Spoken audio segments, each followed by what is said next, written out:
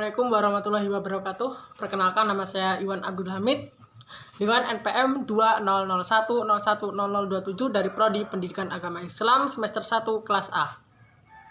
Di sini saya akan mempresentasikan jurnal saya yang berjudul Sejarah Aliran Linguistik.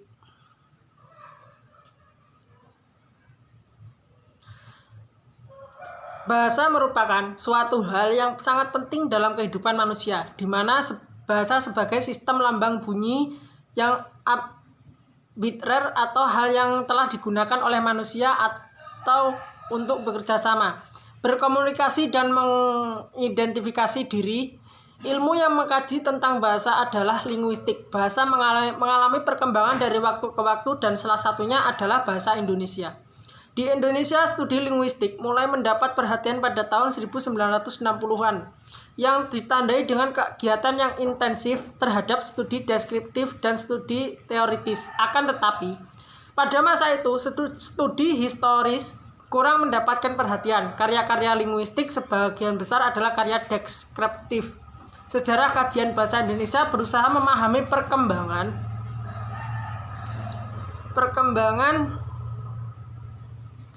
konsep tentang bahasa atau konsep tentang aspek-aspek linguistik sebagaimana yang dipaparkan dalam karya para peneliti linguistik.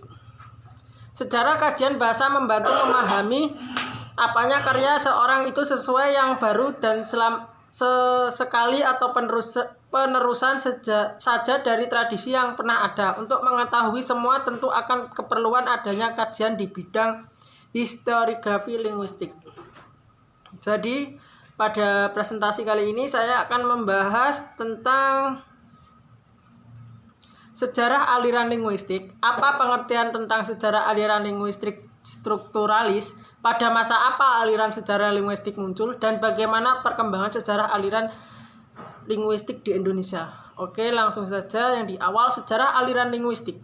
Dalam sejarah perkembangannya, linguistik dipenuhi dengan berbagai aliran dan paham dari luar tampaknya sangat sulit, yang berlawanan dan membingungkan terutama bagi para pemula. Tata bahasa tradisional yang dimulai dari zaman Yunani sampai dengan munculnya linguistik modern dari sekitar akhir abad ke-19 dengan tahapan berikut. Pertama, tahap spekulasi, yaitu pertanyaan tentang bahasa tidak didasarkan pada data empiris tetapi datanya dari dongeng atau cerita. Kedua, tahapan observasi dan klasifikasi, yaitu pengamatan dan penggolongan terhadap bahasa-bahasa yang diselidiki tapi tidak sampai merumuskan teori. Tahap ketiga adalah tahap perumusan teori. Kata linguistik berasal dari bahasa Latin lingua yang artinya bahasa. Menurut Krida Laksana, pada kamusnya Kamus Linguistik, kata linguistik diidentifikasi sebagai ilmu tentang bahasa atau penyelidikan bahasa secara ilmiah. Adapun pengertian linguistik menurut Tarigan, yaitu seperangkat ilmu pengetahuan yang diperoleh dengan jalan penerapan metode ilmiah terhadap fenomena bahasa sebagai penyelidikan bahasa secara ilmiah. Linguistik tidak membedakan antara bahasa yang satu dengan bahasa yang lainnya. Secara populer, orang-orang asing menyatakan bahwa linguistik adalah ilmu tentang bahasa atau ilmu yang menjadikan bahasa sebagai objek kajiannya, atau lebih tepatnya lagi seperti dikatakan Martiner, telah diilmiah mengenai bahasa manusia. Kata linguistik berpedoman atau berpadanan dengan linguistik dalam bahasa Inggris, linguistique dalam bahasa Perancis, dan linguistique dalam bahasa Belanda.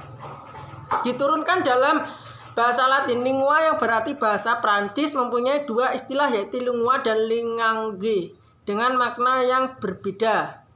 Lingui berarti sesuatu bahasa tertentu seperti bahasa Inggris, bahasa Jawa, atau bahasa Prancis, sedangkan lingage berarti bahasa secara umum dan parole dalam bahasa dalam wujudnya yang nyata dan kontrak, yaitu berupa ujaran.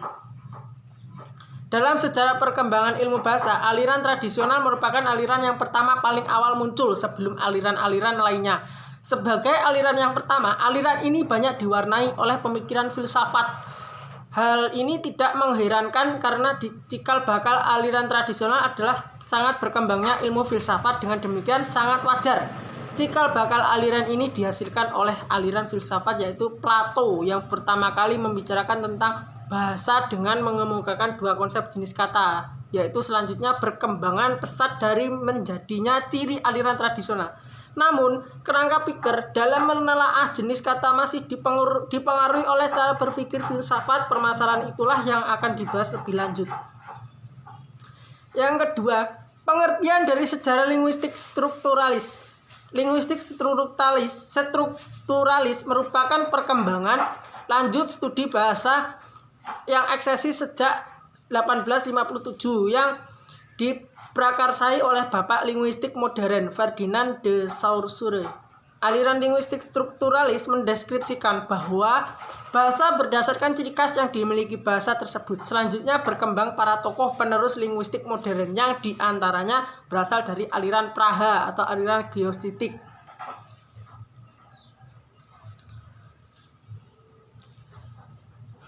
Yang ketiga, masa munculnya sejarah aliran linguistik.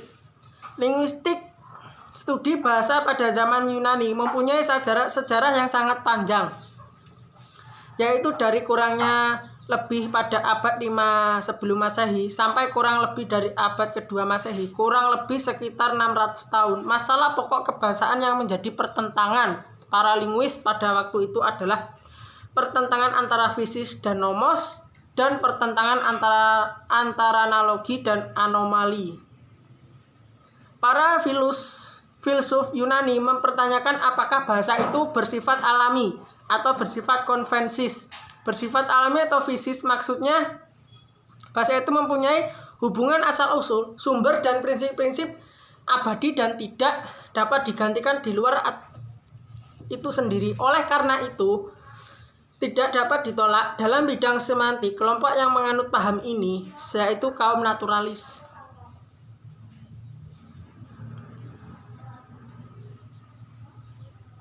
Sejarah aliran linguistik di Indonesia. Teori linguistik di Indonesia banyak dipengaruhi oleh linguistik Barat, Eropa, Amerika. Karena di sanalah para linguis banyak belajar tentang linguistik.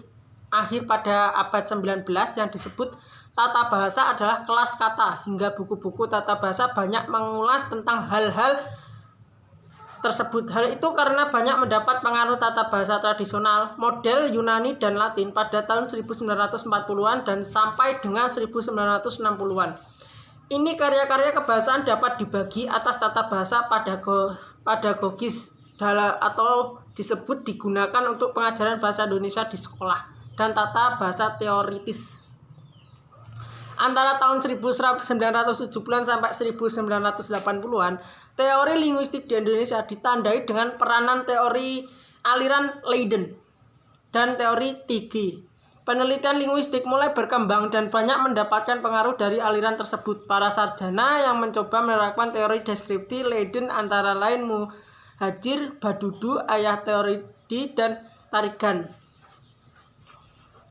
Hal baru yang diperkenalkan dalam sistem bahasa Indonesia adalah mengenai wacana sebagai satuan dalam hierarki gramatikal. Konsep ini diperkenalkan Krida Laksana.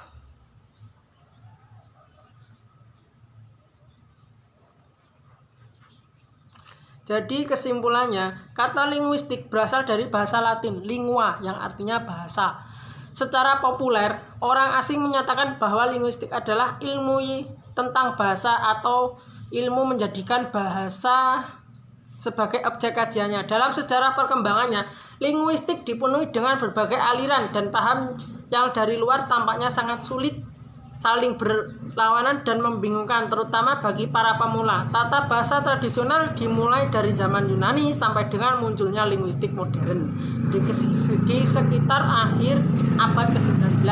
Dalam sejarah perkembangan ilmu bahasa, aliran tradisional merupakan aliran pertama yang paling awal muncul sebelum aliran-aliran lainnya. Ya, itulah sedikit presentasi yang dapat saya sajikan.